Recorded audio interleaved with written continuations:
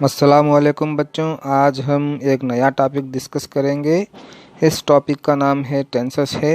This is a very important topic. ये बहुत ही important topic है। तो चलिए बच्चों, टेंसेस क्या है ये जानने की हम कोशिश करते हैं। इसका डेफिनेशन एक मर्तबा पढ़ लेते हैं। आप लोगों को डेफिनेशंस वगैरह याद करने की ज़रूरत नहीं है, आप समझ जाएं यही काफ़ी है। तो चलिए बच्चों, टेंसेस क्या है इसे हम जान लेते हैं। The word tense denotes a verb form or a number of verb forms which express a time relation। इसका मतलब यह हुआ बच्चों, टेंसेस मतलब एक वर्ब फॉर्म है या ऐसे कई सारे वर्ब फॉर्म्स हैं जो हमें एक्शन या हरकत कब हुआ है उसकी टाइमिंग के बारे में जानकारी देते हैं। एक्शन हो चुका है या एक्शन हो रहा है या एक्शन होने वाला है, इसकी टाइमिंग के बारे में हमें जानकारी देते हैं। उस वर्ब फॉर्म को या ऐसे कई सारे वर्ब फॉर्म्स को टेंसेस कहते हैं। तो चलिए बच्चों, यहाँ पर वर्ब के थोड़े फॉर्म्स हैं। असल में टेंसेस पढ़ने से पहले ये जो भी वर्ब फॉर्म्स हैं, 5 वर्ब फॉर्म्स, इन्हें जान लेना हमारे लिए ज़रूरी है। तो चलिए बच्चों, वर्ब फॉर्म्स क्या है ये देखते हैं। तो टोटली यहाँ पर 5 वर्ब फॉर्म्स हैं। एक तो बेस फॉर्म है, दूसरा past form, past participle form, ING form, singular form. Base form को V1 फॉर्म भी कहा जाता है, पास्ट फॉर्म को V2 फॉर्म कहा जाता है, पास्ट पार्टिसिपल फॉर्म को V3 फॉर्म कहा जाता है। ये आईएनजी फॉर्म है और सिंगुलर फॉर्म है। यहाँ पर बाज़ एग्जाम्पल्स दिए गए हैं। हर एक वर्ब के 5 फॉर्म्स होते हैं। यहाँ पर सिर्फ 5 एग्जाम्पल्स दिए गए हैं ताकि आप लोगों को थोड़ा बहुत आइडिया आ जाए। इन चीज़ों के बारे में आप ऑलरेडी पढ़ चुके होंगे, दोबारा मैं रिवाइज कर रहा हूँ। राइट, इसका सेकेंड फॉर्म होगा रोट, इसका पास्ट पार्टिसिपल फॉर्म होगा रिटन, और आईएनजी फॉर्म होगा राइट प्लस आईएनजी अगर लगाएंगे आप, राइटिंग, और सिंगुलर फॉर्म होगा राइट्स। इसी तरह play, played, played, playing, place. तो इस तरह से बच्चों हर वर्ब के टोटल 5 फॉर्म्स होते हैं। तो चलिए बच्चों, ये आइडिया अपने दिमाग में रखिए। अब टेंसेस के ओर हम बढ़ते हैं। Basically we have 3 tenses. हमारे यहाँ बेसिकली 3 टेंसेस हैं इंग्लिश लैंग्वेज में। वो टेंसेस क्या क्या हैं हम डिस्कस करते हैं। Present tense, past tense, future tense. और हर एक टेंस के 4 फॉर्म होते हैं बच्चों। प्रेजेंट टेंस के 4 फॉर्म, पास्ट टेंस के 4 फॉर्म और फ्यूचर टेंस के 4 फॉर्म्स। अब ये फॉर्म्स क्या क्या हैं? Simple, continuous, perfect, perfect continuous. ये याद रखना बहुत ही सिंपल है बच्चों। आप लोगों को ये याद रखना चाहिए, और किस तरह से याद रखना है मैं यहाँ पर आप लोगों को समझा देता हूँ। ये टेंसेस जो आप सीख रहे हैं सिर्फ एग्ज़ाम तक लिमिटेड नहीं है। ये आपकी ज़िंदगी में कभी भी काम आ सकते हैं और आपको इंग्लिश लैंग्वेज सीखने में बहुत ही मददगार साबित हो सकता है। तो चलिए बच्चों, हम टेंसेस को याद करते हैं। तो मैंने कहा था कि बेसिकली 3 टेंसेस हैं और हर एक टेंस के 4 फॉर्म्स हैं। वो फॉर्म्स क्या हैं? Simple, continuous, perfect, perfect continuous. तो सबसे पहला टेंस हमारा है प्रेजेंट टेंस। तो इसका फर्स्ट फॉर्म है सिंपल, सिंपल प्रेजेंट टेंस। दूसरा फॉर्म होगा प्रेजेंट कंटिन्यूस। तीसरा फॉर्म होगा प्रेजेंट परफेक्ट। चौथा होगा प्रेजेंट परफेक्ट कंटिन्यूस। समझ में आ गया ना बच्चों? बहुत ही आसान तरीका है याद करने का। अगर ये 4 फॉर्म्स याद कर लेंगे आप, simple, continuous, perfect, perfect continuous, तो ये 3 बेसिक टेंसेस के पूरे 4 फॉर्म्स याद आप कर सकते हैं। अब पास्ट टेंस आप बताएं बच्चों। चलिए, simple past tense, past continuous tense, past perfect tense, past perfect continuous. तो इसी तरह फ्यूचर टेंस के 4 फॉर्म्स बताएं आप। Simple future tense, future continuous tense, future perfect, future perfect continuous. इस तरह से ये हर एक टेंस के 4 फॉर्म्स हैं हमारे। तो टोटल कितने टेंसेस हो गए? 12 टेंसेस हो गए। 3 × 4 = 12। तो बच्चों, सबसे पहला टेंस है हमारा प्रेजेंट सिंपल टेंस। समझ में आ रहा है बच्चों आप लोगों को? सबसे पहला टेंस है प्रेजेंट सिंपल टेंस। उसके बाद का टेंस क्या होगा? प्रेजेंट कंटिन्यूस होगा। उसके बाद का क्या होगा? प्रेजेंट परफेक्ट होगा। उसके बाद का प्रेजेंट परफेक्ट कंटिन्यूस। तो अभी फर्स्ट टेंस जो प्रेजेंट सिंपल टेंस है उसके बारे में हम डिस्कस करते हैं। तो यहाँ पर देखिए बच्चों आप, ये प्रेजेंट सिंपल टेंस के अंडर 2 चीज़ों को हमें डिस्कस करना है। एक है वर्ब इन्फ्लेक्शंस और दूसरा है सिचुएशंस। वर्ब इन्फ्लेक्शंस मतलब प्रेजेंट सिंपल टेंस में वर्ब किस तरह से सब्जेक्ट के हिसाब से चेंज होता रहता है, उसे देखना है हमें। उसके बाद सिचुएशंस, ये प्रेजेंट सिंपल टेंस कब कब इस्तेमाल किया जाता है या कौन से सिचुएशंस में इस्तेमाल किया जाता है। When do we use present simple tense, in what situations we use present simple tense. ये दोनों चीज़ें हमें जान लेना बहुत ही ज़रूरी है। वर्ब के बारे में भी हमें जानकारी हासिल करना है और ये कब इस्तेमाल किया जाता है इसके बारे में भी हमारे पास नॉलेज रहना ज़रूरी है। तो चलिए बच्चों, सबसे पहले ये फर्स्ट एग्जाम्पल को हम डिस्कस करते हैं। देखिए यहाँ पर ये जो भी एग्जाम्पल्स मैं डिस्कस कर रहा हूँ, आप लोगों को वर्ब की तरफ गौर करना है। वर्ब, ये जो रेड कलर में जो लिखा गया है वो वर्ब है बच्चों। वर्ब किस तरह से चेंज हो रहा है सब्जेक्ट के हिसाब से, वो आपको देखना है। तो पहला सेंटेंस देखते हैं हम। रवि और ही और शी और it is a good player. तो ये सेंटेंस समझें आप। Ravi is a good player, he is a good player, she is a good player, it is a good player. तो यहाँ पर ये जो सब्जेक्ट है, रवि है, ही है, शी है, इट है, ये सिंगुलर है या प्लूरल है?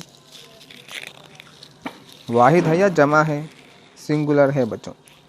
रवि सिंगुलर है ना, ही मतलब अकेला लड़का है ना, शी मतलब अकेली लड़की है ना, इट मतलब कोई एक चीज़ है। ओके, तो सिंगुलर सब्जेक्ट है, तो इस वजह से वर्ब यहाँ पर सिंगुलर इस्तेमाल किया गया है। इज़ अ गुड प्लेयर, इसका मीनिंग उर्दू में क्या होगा? रवि एक अच्छा खिलाड़ी है, ही वो लड़का एक अच्छा खिलाड़ी है, वो लड़की एक अच्छी खिलाड़ी है, वो एक अच्छा खिलाड़ी है। They my friends we are good players. अब देखिए बच्चों, सब्जेक्ट क्या है? ये प्लूरल है। दे मतलब वो लोग, माई फ्रेंड्स मतलब मेरे बहुत सारे दोस्त, एक से ज़्यादा, जमा, वी मतलब हम लोग। तो सब्जेक्ट यहाँ पर प्लूरल है, तो इस वजह से वर्ब भी आपको प्लूरल लिखा गया है। आर मतलब प्लूरल वर्ब है। Good players, they are good players, my friends are good players, we are good players. तो सब्जेक्ट के हिसाब से यहाँ पर वर्ब लिखा गया है। You are a good player, तो यहाँ पर यू अगर हम उर्दू में देखेंगे तो आप या तुम जो भी हो, तो यहाँ पर इंग्लिश में यू अक्सर प्लूरल कंसिडर किया जाता है, जमा में कंसिडर किया जाता है। तो इस वजह से आर प्लूरल वर्ब का इस्तेमाल किया गया है। You are a good player, I am a good player, मैं एक अच्छा खिलाड़ी हूँ। You are a good player, आप एक अच्छे खिलाड़ी हैं। अब इन चीज़ों को सवाल में कैसे बदल सकते हैं हम? देखिए यहाँ पर पहला वाला sentence, Ravi is a good player, उसे सवाल में कैसे बदल सकते हैं? बस ऑर्डर को चेंज कर देना है। ये जो वर्ब इज़ है, ईज से शुरुआत करना है और सब्जेक्ट जो है बीच में आ जाएगा और उसके बाद अ गुड प्लेयर लिख सकते हैं। Is Ravi a good player, क्या रवि एक अच्छा प्लेयर है? Is he a good player, is she a good player, is it a good player. इसी तरह से प्लूरल सेंटेंस जो है इसमें they, my friends, we are good players, इसे भी सवाल में अगर आप बदलेंगे तो आर जो है फर्स्ट आ जाएगा और सब्जेक्ट आर के बाद आएगा। आर दे गुड प्लेयर्स, क्या वो अच्छे खिलाड़ी हैं? Are my friends good players, क्या मेरे दोस्त अच्छे खिलाड़ी हैं? Well, Ravi, he, she, it plays cricket. तो इसमें ये जो सेंटेंस में देखें बच्चों, दोबारा वही है, सिंगुलर सब्जेक्ट है यहाँ पर, तो वर्ब भी यहाँ पर प्लेस सिंगुलर लिखा गया है। तो इसका मतलब क्या है उर्दू में? रवि क्रिकेट अच्छा खेलता है। Same, they, my friends, we, plural है सब्जेक्ट यहाँ पर, दे मतलब वो लोग, माय फ्रेंड्स मतलब मेरे दोस्त, वी मतलब हम लोग, प्ले मतलब प्लूरल है बच्चों, प्लूरल वर्ब है यहाँ पर, सब्जेक्ट प्लूरल है, वर्ब भी प्लूरल है। क्रिकेट, वो क्रिकेट अच्छा खेलते हैं, मेरे दोस्त क्रिकेट अच्छा खेलते हैं, या हम लोग क्रिकेट अच्छा खेलते हैं। अब इस चीज़ को क्वेश्चन में कैसा बदल सकते हैं हम? रवि प्लेस क्रिकेट, उस चीज़ को किस तरह से क्वेश्चन में बदला जा सकता है? यहाँ पर देखिए बच्चों, does Ravi, he, she, it play cricket, मतलब does Ravi play cricket, does he play cricket, does she play cricket, does it play cricket.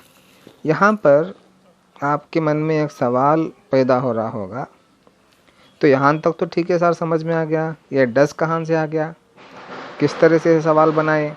यहाँ तो आप आसानी से सवाल बना दिए। आप Ravi is a good player, is को पहले लिख दिए आप वहाँ पर, is Ravi a good player बोलकर सवाल बना दिए। उसी तरह से are they, are my friends good players बोलकर सवाल बना दिए। लेकिन यहाँ पर डस कहाँ से आ गया? ओके, ये जो वर्ड है Ravi, he, she, it plays cricket, इसे जब आप सवाल बनाएं, ये जो डज कहाँ से आ गया? Does Ravi, he, she, it play cricket, और इसे जब हम सवाल बनाए they, my friends, we play cricket, इसे do they, my friends, I, you play cricket, कहाँ से डज और डू आ गए? तो ये बच्चों बहुत ही सिंपल है बच्चों, मैं बताता हूँ आपको। ध्यान देखिए, ये जो प्लूरल वर्ब होता है, राइट, प्ले, वॉक, गो, मीट, इस तरह के जो भी प्लूरल वर्ब्स हैं, ये जो प्लूरल वर्ब होता है उसमें डू छिपा हुआ होता है बच्चों। और उसी तरह जो सिंगुलर वर्ब होते हैं, राइट्स, राइट का सिंगुलर क्या हो गया? राइट्स। प्ले का सिंगुलर क्या हो गया? प्लेस। वॉक, वॉक्स, गो, गोज, मीट, मीट्स। जो सिंगुलर वर्ब होते हैं उसमें डस छिपा हुआ होता है। तो वो जो छिपा हुआ होता है उसे एक्सट्रैक्ट करना है, उसे निकालना है अंदर से। तो इस तरह से ये जो रवि प्लेस क्रिकेट है, तो यहाँ पर वर्ब क्या है, प्लेस है। मैंने कहा था पहले ही आपसे कि प्लेस में क्या छुपा हुआ है, डस छिपा हुआ है। तो मैंने क्या किया, डस निकाल दिया प्लेस में से। देखें यहाँ पे डस रवि प्ले क्रिकेट। उसी तरह they my friends we play cricket जो है, सवाल बनाने के लिए प्ले में से मैंने डू निकाल लिया। यहाँ पर है देखिए do they my friends are you play cricket. तो इस तरह से मैं इन अफर्मेटिव सेंटेंसेस को स्टेटमेंट्स से सवाल में बना दिया। अब उसी तरह इस स्टेटमेंट को नेगेटिव सेंटेंस में भी आप बना सकते हैं। देखें नेगेटिव सेंटेंस मतलब क्या है, जहाँ पर नॉट हो उसे क्या कहते हैं, नेगेटिव सेंटेंस। कोई नेगेटिव आइडिया जाहिर कर रहा हो तो उसे नेगेटिव सेंटेंस कहते हैं। जैसे कि आई एम अ टीचर, वो पॉजिटिव सेंटेंस है, मैं एक टीचर हूँ। अब I am not a teacher, मैं टीचर नहीं हूँ, वो नेगेटिव सेंटेंस है बच्चों।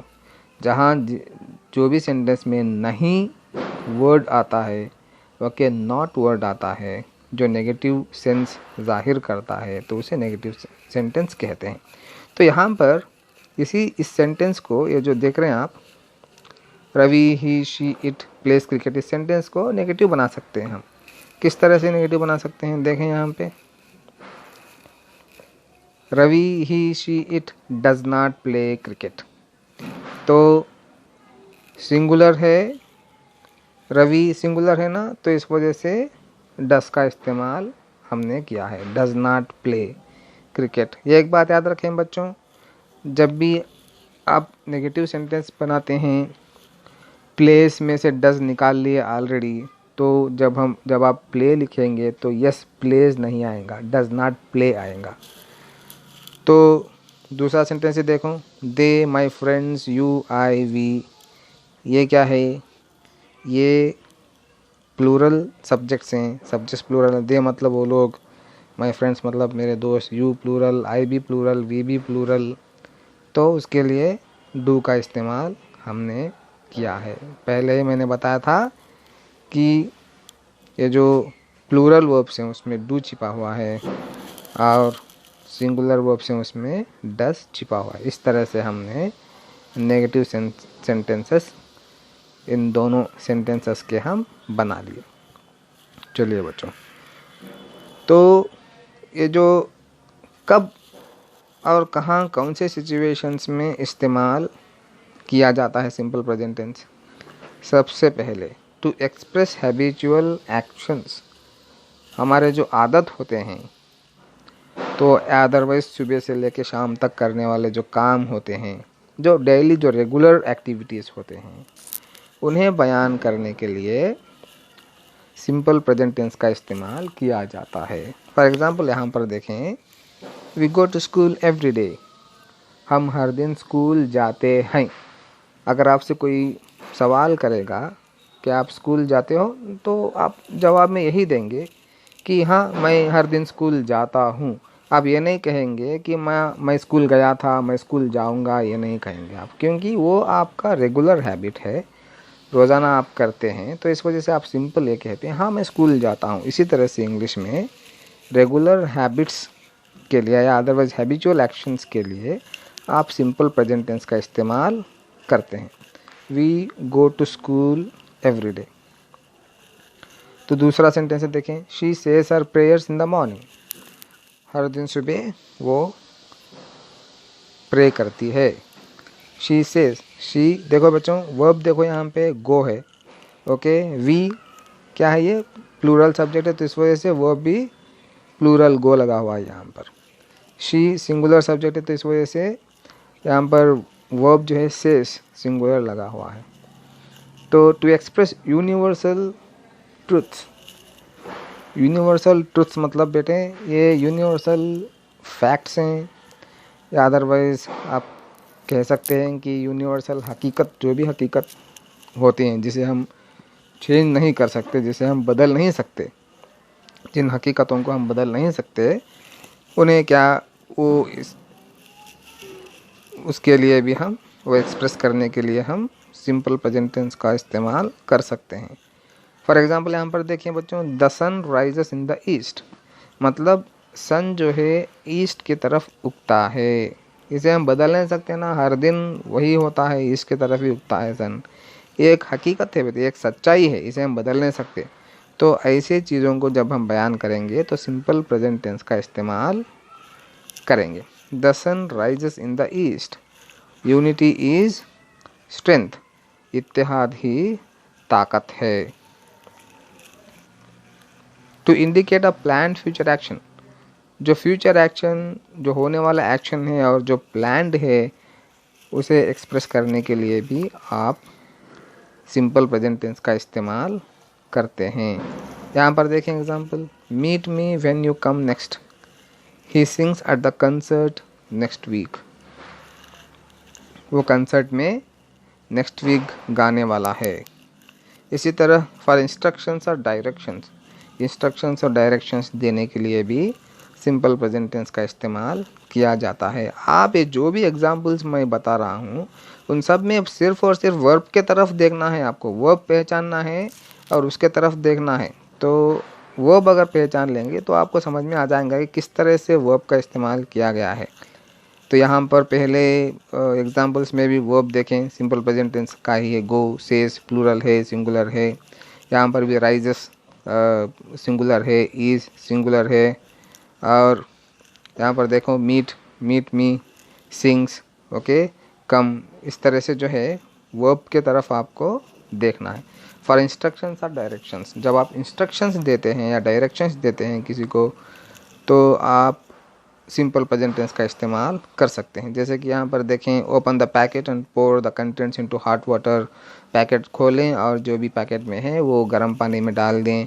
You take the number 6 bus to Falaknuma and then the number 10 to Mehdipatnam, पहले आप नंबर 6 बस लें फलकनुमा के लिए और उसके बाद नंबर 10 बस पकड़ें मेहदीपट्टनम के लिए।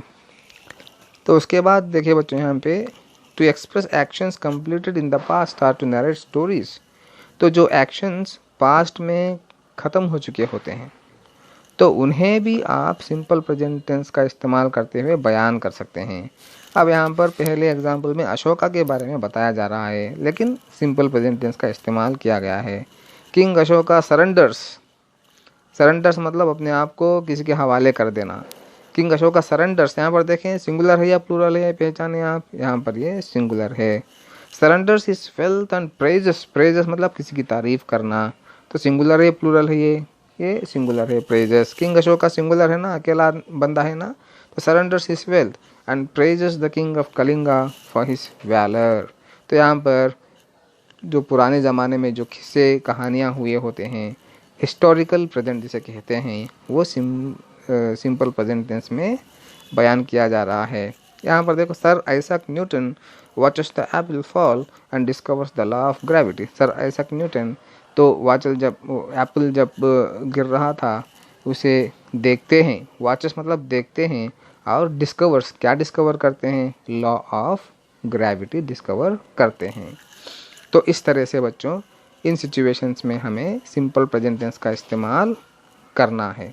अब ये जो पैराग्राफ है यहाँ पर, इसमें पूरे जो वर्ब्स हैं सारे के सारे सिंपल प्रेजेंट टेंस में ही हैं। मैं एक बार पढ़ता हूँ, आप एक मर्तबा गौर से सुने, और ये जो भी वर्ड्स हाईलाइटेड हैं ये सारे वर्ब्स हैं और वो सिंपल प्रेजेंट टेंस में हैं। ये क्योंकि नाइल रिवर के बारे में है और एक सच्चाई है, जो चीज़ें मौजूद हैं उसे बयान किया जा रहा है। ओके, ये एक हकीकत है, सच्चाई है, ओके, यूनिवर्सल ट्रुथ है, क्योंकि एक नाइल रिवर के बारे में है। तो इस वजह से इस चीज़ को सिंपल प्रेजेंट टेंस में बयान किया जा रहा है। मैं इस पैराग्राफ को गौर से पढ़ूंगा, आप भी सुने। The Nile river which gets its name from a Greek word is 4,184 miles long. It covers a good deal of the African continent and is considered the longest river in the world. The Nile and its tributaries flow through 9 countries. The White Nile moves through Uganda, Sudan. The Blue Nile starts in Ethiopia. Tributaries in Zaire, Kenya, Tanzania, Rwanda and Burundi flow into the Nile or into Lake Victoria, Nance. Major cities on the edge of the Nile include Cairo, Aswan, Thebes, While these cities may differ markedly from one another, each receives benefits from the river along which it is situated. Of the four major dams on the Nile, the most well known is the Aswan High Dam. This dam attracts many tourists each year who marvel at the hydroelectric power it generates, and the Nile River discharges an average of 300 million cubic meters of water each day. This amount is roughly equivalent to wildlife along the Nile includes fishing, eagles, crocodiles and तो यहाँ पर देखिए बच्चों, ये एक हकीकत है बच्चों, एक सच्चाई है नाइल रिवर के बारे में। तो इस वजह से ये सिंपल प्रेजेंट टेंस में बयान किया गया है। ये जो पैराग्राफ गौर से पढ़ें आप, और आपके एग्ज़ाम के लिए बहुत ही काम आ सकता है। जज़ाकल्लाह बच्चों, समझने की कोशिश करें, 1 से 4 मरतबा वीडियो देखें। Thank you very much.